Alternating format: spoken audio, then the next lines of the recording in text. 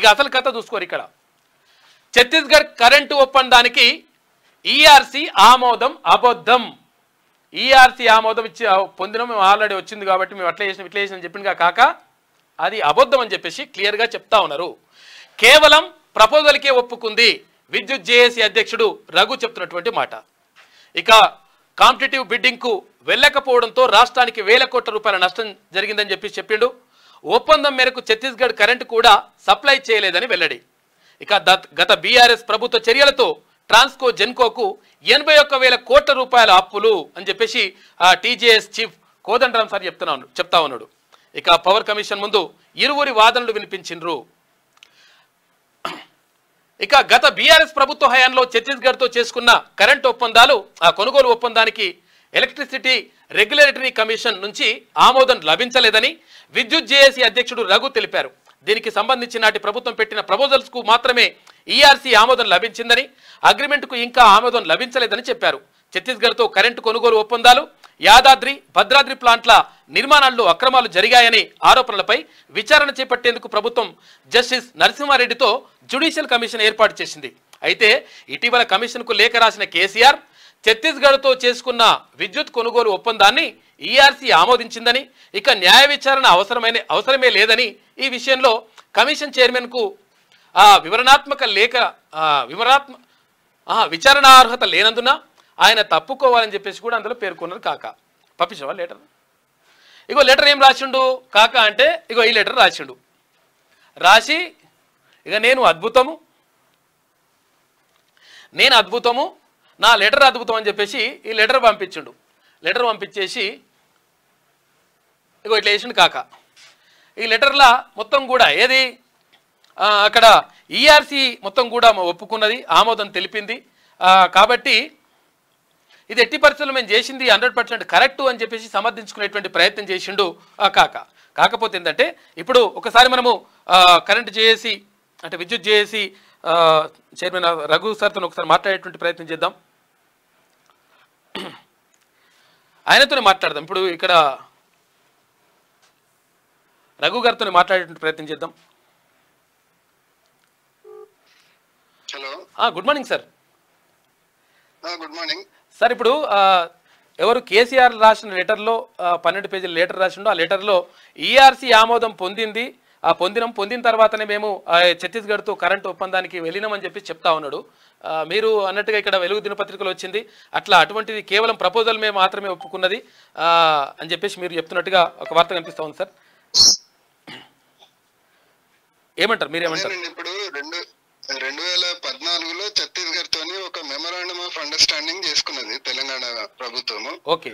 ఈ ఎంఓయూ తర్వాత 2 రాష్ట్రాల్లో డిస్ట్రిబ్యూషన్ కంపెనీలు, మన దగ్గర ఉన్న డిస్ట్రిబ్యూషన్ కంపెనీలు అట్లనే ఛత్తీస్గఢ్ డిస్ట్రిబ్యూషన్ కంపెనీ ఇద్దరు కూర్చొని ఒక పవర్ పర్చేజ్ అగ్రిమెంట్ చేసుకున్నారు. అది దాన్ని డ్రాఫ్ట్ పవర్ పర్చేజ్ అంటే నమూనా మాత్రమే. అది ఆ నమూనా పవర్ పర్చేజ్ అగ్రిమెంట్ తీసుకొచ్చి తెలంగాణ రెగ్యులేటరీ కమిషన్ ముందు ఆమోదానికి పెట్టారు. అప్పుడు తెలంగాణ రెగ్యులేటరీ కమిషన్ ఏం చేసిందంటే అందరిది పబ్లిక్ హియరింగ్ కండక్ట్ చేసి ఎవరికన్నా అభ్యంతరాలు ఉంటే చెప్పండి అని చెప్తే మాలాంటి వాళ్ళందరం కలిసి వెళ్ళి అనేక అభ్యంతరాలు చెప్పాము. మొత్తం విన్న తర్వాత తెలంగాణ రెగ్యులేటరీ కమిషన్ ఏం చేసిందంటే చాలా అభ్యంతరాలు వచ్చాయి, ఇవన్నీ కూడా కరెక్ట్ ఉన్నాయి అని చెప్పేసి వీటన్నిటిని కూడా అమెండ్మెంట్స్ రూపంలో మార్పులు చేర్పులు అన్ని చేసి ఆ పీపీఏను మళ్ళీ మీరు సమర్పించండి, ఛత్తీస్గఢ్ తో మాట్లాడి మార్పులన్నీ అవసరము, వాటిని మా ముందు మళ్ళీ పెడితే దానికి అప్రూవల్ ఇస్తామని అప్పుడు చెప్పారు. దానికి ఆ రోజు అప్రూవల్ ఇవ్వలేదు వాళ్ళు. దానికి ఓన్లీ ఇంట్రీమ్ ఆర్డర్ ఇచ్చారు. ఇంట్రీమ్ ఆర్డర్ అంటే ఈ మార్పులు చేర్పులు ఇవన్నీ చేసిన తర్వాతనే మేము అప్రూవల్ ఇస్తామని చెప్పి స్పష్టంగా రాసి దాన్ని తిప్పి పంపించేశారు. పంపించిన తర్వాత అది 2017 మార్చిలో జరిగింది. ఈ రోజు వరకు కూడా దానికి ఆమోదం లేదు సార్.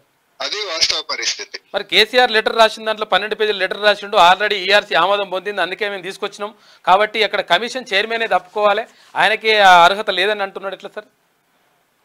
ఛత్తీస్గఢ్ పీపీఏకు ఆమోదం అనేది ఎక్కడా లేదు, ఆ డాక్యుమెంట్ ఇంతవరకు లేదు. దాని మీద ఇప్పటి వరకు కూడా దాన్ని పక్కకు పెట్టి ఉంచేసారు సార్. అది ఇంటరిమ్ ఆర్డర్. ఆ ఇంటరిమ్ ఆర్డర్ లో స్పష్టంగా దీన్ని ఆమోదం ఇప్పుడు ఇవ్వట్లేదు, మేము ఈ మార్పులన్నీ చేసిన తర్వాతనే ఆమోదానికి మళ్ళీ పెట్టమని రాశారు. అది వాస్తవ పరిస్థితి. సార్ అంటే ఇప్పుడు కేసీఆర్ దోషిగా తేలుతాడు ఇప్పుడు ఇందులో, అంటే ఆయన చెప్పింది అబద్ధమే అని తేలిపోయింది. అంటే ఆమోదము లేదనే మాట మాత్రం వాస్తవము.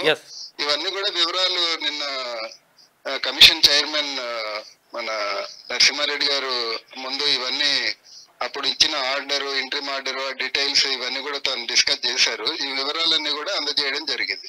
Sir thank you sir, thank you. Right.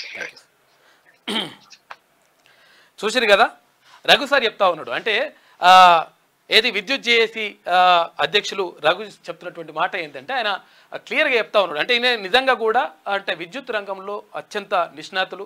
తర్వాత ఈయన అసలు తప్పు జరుగుతూ ఉంది, తెలంగాణ ప్రజలకు అన్యాయం జరుగుతూ ఉంది, ఇష్టం వచ్చినట్టుగా మీరు ఇవన్నీ కూడా ఛార్జీలు పెంచుతారు. తర్వాత ఇంకోటి ఏంటంటే తక్కువ ధరకు వచ్చేటువంటి యూనిట్ని ఎక్కువ ధరకు కొంటున్నారు కాబట్టి తెలంగాణ ప్రజలపైన భారం పడుతుంది, విద్యుత్ భారం పడుతుంది అని చెప్పేసి ఆయన అన్నందుకు, ఆయన మొత్తం కూడా దీన్ని వ్యతిరేకించినందుకు ఆయనని హైదరాబాద్ నుంచి తీసుకుపోయి వరంగల్కు ట్రాన్స్ఫర్ చేసిండు కాక ఎవరు? కేసీఆర్.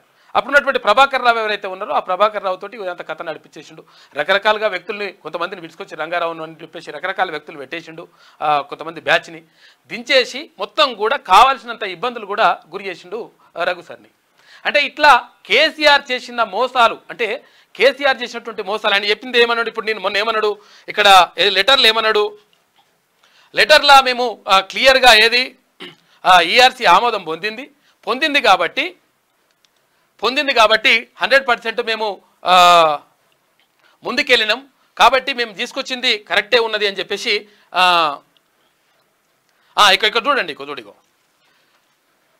ఇక్కడ స్టేట్ ఎలక్ట్రిసిటీ రెగ్యులేషన్ కమిషన్ అంటే ఈఆర్సీ యొక్క తీర్పులకు లోబడి అన్ని చర్యలు తీసుకోవడం జరిగింది. అట్టి చర్యలపై ఏదేని ఒక వ్యక్తి కానీ లేదా వ్యక్తులు కానీ సంస్థ కానీ అభ్యంతరాలు ఉన్న ఎడల ఈఆర్సీ నిర్వహించే పబ్లిక్ హియరింగ్లో తమ ఆక్షేపణలు తెలియజేయవచ్చు.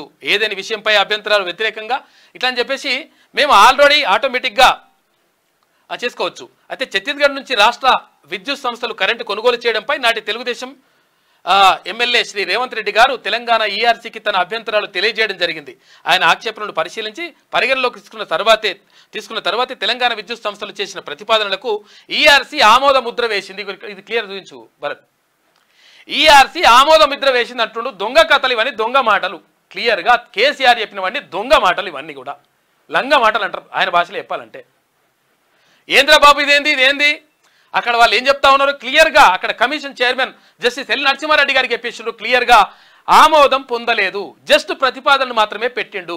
ప్రతిపాదనలు పెడితే ఇవన్నీ కూడా మార్పు చేర్పు చేయాలరా బాబు, లేకపోతే ఆమోదం చెయ్యము అని చెప్పేసి అక్కడ ఈఆర్సీ ఎలక్ట్రిసిటీ బోర్డు చెప్పినటువంటి నేపథ్యంలో కాకపోతే ఏం చెప్తా ఉన్నాడినా మేము ఆల్రెడీ ఈఆర్సీ ఆమోద ముద్ర వేసింది అని చెప్తున్నాడు. ఇక్కడ చూడరుగా ఈఆర్సీ ఆమోద ముద్ర వేయడం జరిగింది. అప్పటి శ్రీ రేవంత్ రెడ్డి గారికి తెలంగాణ ఈఆర్సీ నిర్ణయాలపై అభ్యంతరాలలో ఆక్షేపణలు ఉంటే ఎలక్ట్రిసిటీ అప్పిలేట్ ట్రైబ్యునల్కు వెళ్లే అవకాశం, తదనంతరం సుప్రీంకోర్టును కూడా సంప్రదించే స్వేచ్ఛ చట్టం ఆయనకు కల్పించింది. కానీ ఆయన ఆనాడు ఎలాంటి అప్పీలకు వెళ్ళిన దాఖలాలు లేవు అని చెప్పేసి చెప్తున్నాడు. ఎదురుడిగా అంటే అప్పుడే క్లియర్గా ఇప్పుడున్నట్టు ముఖ్యమంత్రిగా ఉన్నటువంటి రేవంత్ రెడ్డి గారు అప్పటికే క్లియర్గా దీనిపైన అభ్యంతరాలు లేవనెత్తిండు. తర్వాత ఇప్పుడు ఇందాక కరెంట్ జేఏసీ అంటే విద్యుత్ జేఏసీ చైర్మన్గా ఉన్నటువంటి రఘు సార్ కూడా అప్పుడు అభ్యంతరాలు లేవనెత్తిండు. అయినా కానీ పట్టించుకోకుండా తర్వాత ఇంకొకటి ఏం చేయాలి అసలు యాక్చువల్గా ఇక్కడ ఇంకొకటి ఏం చేయాలంటే క్లియర్గా ఏది అది టెండర్లు వేయాలి, టెండర్లు విలువాలి. టెండర్లు విలువకుండా ఇష్టం వచ్చినట్టుగా దాన్ని తీసేసి వాళ్ళకి ఇచ్చేసిండు. ఎవరు తక్కువ ధరకు కొంటే తక్కువ ధరకు ఇస్తారు అంటే వాళ్ళ దగ్గర మనం విద్యుత్ కొనుగోలు చేస్తాం. కానీ అటువంటిది ఏం చేయకుండా డైరెక్ట్ కొనుగోలు చేసిండు. దాన్ని ఇంకా సమర్థించుకుంటేందుకు 12 పేజీల ఇంత పెద్ద లెటర్ రాసిండు ఆయన.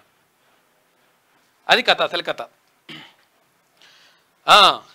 ఛత్తీస్గఢ్తోనే చేసుకున్న విద్యుత్ కొనుగోలు ఒప్పందాన్ని ఈఆర్సీ ఆమోదించిందని, ఇక న్యాయ విచారణ అవసరమే లేదని, ఈ విషయంలో కమిషన్ చైర్మన్కు విచారణార్హత లేనందున ఆయన తప్పుకోవాలని కూడా కాక మాట్లాడిండు. ఇప్పుడు తప్పుకోవాలన్నా కాక ఏమైతుందో చూసుకో లెక్క. జస్టిస్ నరసింహారెడ్డి రియాక్షన్ పై ఉత్కంఠ, ఈఆర్సీ అనుమతి ఉన్నందున విచారణ అక్కర్లేదన్న కేసీఆర్. ఈఆర్సీ అనుమతి ఉన్నది, అన్ని ఉన్నాయి, అందుకని విచారణ అర్హత లేదని చెప్పేసి జస్టిస్ ఎల్ నరసింహారెడ్డి గారికి అర్హత లేదని చెప్పేసి మాట్లాడాడు కాక. ఇక ఆయన లేవనెత్తిన అంశాలను వాస్తవాలతో సరిపోల్చుతున్న కమిషన్ అని చెప్పేసి ఒక వార్త కనిపిస్తూ ఉంది. మరి ఏం చేస్తారు ఎల్ నరసింహారెడ్డి గారు అంటే బరాబర్ ఆయన చర్య తీసుకుంటాడు. గట్టి మనిషి ఆయన. తెలియదు కాకకు తెలుసు ఆ విషయం, గట్టి మనిషి అని కూడా తెలుసు. ఇది రఘు సార్ చెప్తున్నటువంటి మాట. తర్వాత కోదండ సార్ కూడా మనము లైన్లోకి తీసుకునేటువంటి ప్రయత్నం చేద్దాం నెక్స్ట్ పేపర్లో.